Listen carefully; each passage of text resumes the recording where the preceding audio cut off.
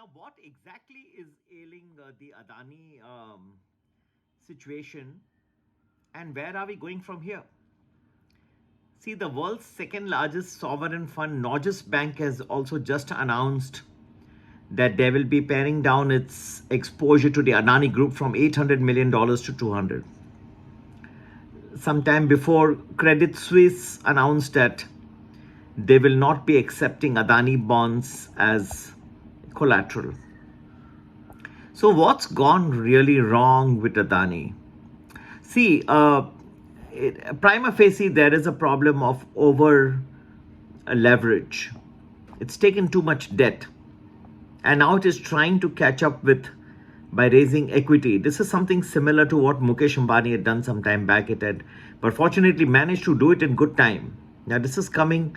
Mukesh Ambani had taken a lot of debt as well. But they managed to get in Facebook, they managed to get in Google, they managed to get in equity participation from many. But here it seems to be a little bit finding it difficult because the debt exposure has crossed its limits. A decade ago, Gautam Adani had outlined a strategy behind the rapid rise of his business empire that leveraged one company to fund another. So this is a method which had served the Indian entrepreneur quite well as his Adani Group scaled up and diversified in industries from ports to power. He became one of the world's richest persons in the process, second largest reached at the top. The pace of borrowing has only increased as Adani has laid out even more ambitious pushes into areas such as 5G and green hydrogen, with the group's debt doubling to over $30 billion in the past 4 years. But he is under now unprecedented scrutiny following share price plunges in his listed businesses after the US short seller Hindenburg Research last week accused the group of years of stock manipulation and accounting fraud, while criticizing what it called extreme leverage. After that, now we have Credit Suisse and now Norges Bank also have joined the bandwagon.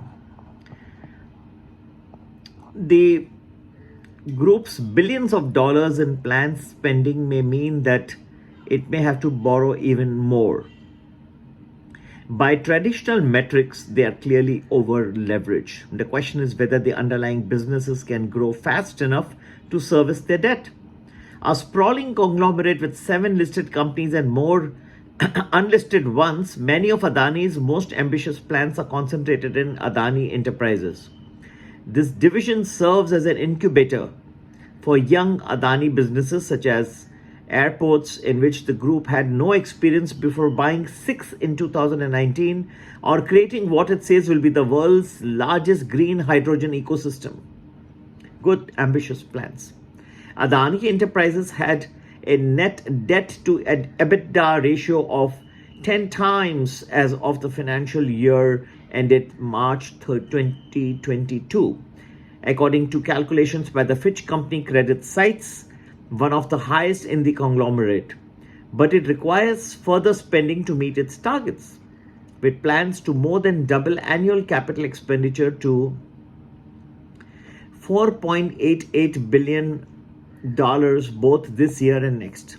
However, no company captures the scale of the group's ambition more than Adani Green Energy, which was founded in 2015 with the aim of becoming one of the world's largest providers of renewable energy. After early losses, Adani Green broke even and turned a profit of $4.9 billion as of 31/3/2022. But its net debt has risen 5-fold over a steady equity base, rising from 108 billion rupees in 2019 to 513 billion rupees last year, with net debt at 14.9 times EBITDA. To allay concerns about its debt, Adani Group has turned to global investors to pump equity into its companies, including with this week's sale of Adani Enterprises stake. France's Total Energies has since 2019 invested more than $7 billion into Adani's gas, renewables and green energy businesses, while the United Arab Emirates International Holding Company last year invested $2 billion across Adani Enterprises, Adani Green, and Adani Transmission. Yet Adani will need more money than it can source through equity alone if it is to finance its ambitious plans, leaving limited scope for deleveraging. While Adani traditionally borrowed from state-owned banks and other lenders in India, it said that Adani had tapped global banks and bondholders attracted by its fast growth and reliable cash flows generated by its established infrastructure businesses. Adani Green, in fact, raised $750 million in green bonds last year, and in December announced $200 million yen denominated refinancing facility with MUFG Bank and Sumitomo Mitsui Banking Corporation of Japan. Adani Enterprises also borrowed about $1 billion from international lenders, including Apollo, Barclays, and Standard Chartered, to expand its airport businesses. Brokerage CLSA said the debt at Adani's 5 largest companies had doubled to $2.1 trillion since 2019. On Monday, CFO Jugeshnder Singh says that the total debt across all the conglomerates was $30 billion. But the debt accumulation has attracted scrutiny from many analysts now and investors who say that its pace of growth has little parallel in India. And rival conglomerate Reliance Industries, as I said, also launched a deleveraging drive in 2020 to eliminate all of its net debt of more than $20 billion by raising equity from global investors, including Facebook, KKR, and Mubadala. It's a concern to shareholders when a conglomerate leverages itself into other areas where the expertise is not there. How long is it going to take up to come to speed with a business like that? Adani disputes the fact that it is over-leveraged, saying that in a response that the leverage ratios of Adani portfolio companies continue to be healthy and are in line with the industry benchmarks. Well, and it also disputes the credit size calculations of its net debt to EBITDA ratio, putting Adani Enterprises at 4.9 times and Adani Green at 10.3 times. It says that its group level net leverage has halved since 2013, while the percentage of pledged shares held by Adani or his associates in the group's listed companies has also fallen as share prices surged. Adani has a proven ability at scaling up new ventures and executing ambitious projects, but estimates are there that the group will need to raise about $1 trillion in equity over the next 2 years to finance its capex plans and continue tapping the markets. So Adani has said that its further investments can be financed from many sovereigns, and the group would need to, however, keep up the momentum to match its widening aspirations. They have a lot of ambitious growth plans going forward. They would not be able to survive only on debt, have to keep more equity to keep things going on. Friends, this is the situation. They are coming at a time when the world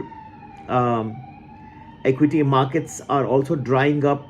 The ability to raise fresh money is limited, and the leverage is not being rewarded by global banks. So therefore, any failure could lead to a systemic issue among so many global banks who are a part now of the Adani story. Need to be a little careful, but we hope, and we also hope that SEBI will give a clean chit very soon to the Adani group. It is their responsibility and a duty in a situation where shareholders are losing money hand over fist. And friends, to get to know more where our market's headed from here, please to be a part of the Art of Investing family. You can join either Premium or Premium Plus. Number to get in touch is 982-086-1044. Happy investing. Take care. Bye-bye.